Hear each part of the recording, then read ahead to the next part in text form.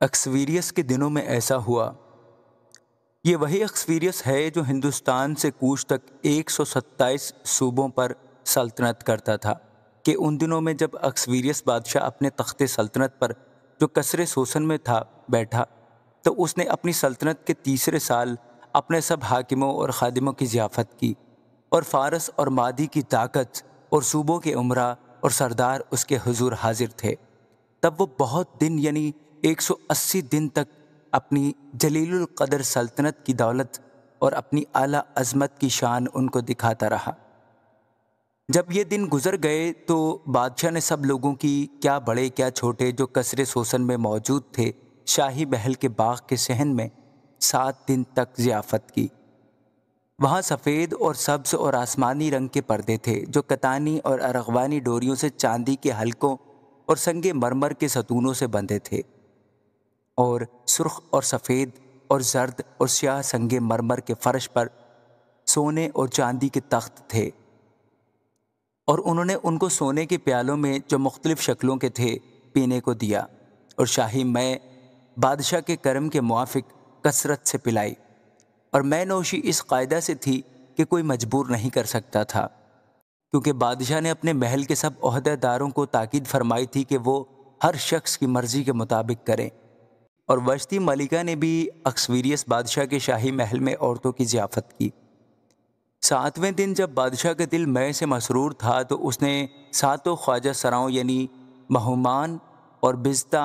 اور خربونہ اور بگتا اور ابگتا اور زتار اور کرکس کو،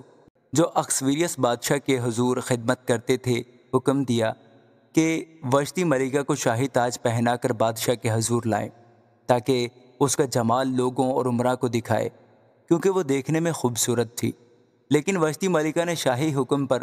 جو خواجہ سراؤں کی معرفت ملا تھا آنے سے انکار کیا۔ سو بادشاہ بہت جھلایا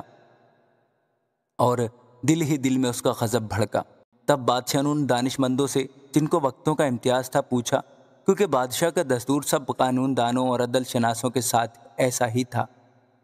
اور فارس اور مادی کے 7 امیر یعنی کارشینا اور ستار اور ادماتا اور تریسس اور مرس اور مرسینا اور مموکان اس کے مقرب تھے، جو بادشاہ کا دیدار حاصل کرتے اور مملکت میں صدر نشین تھے، کہ ایک قانون کے مطابق وشتی ملکہ سے کیا کرنا چاہیے، کیونکہ اس نے ایکسویریس بادشاہ کا حکم جو خواجہ سراؤں کی معرفت ملا نہیں مانا۔ اور مموکان نے بادشاہ اور امیروں کے حضور جواب دیا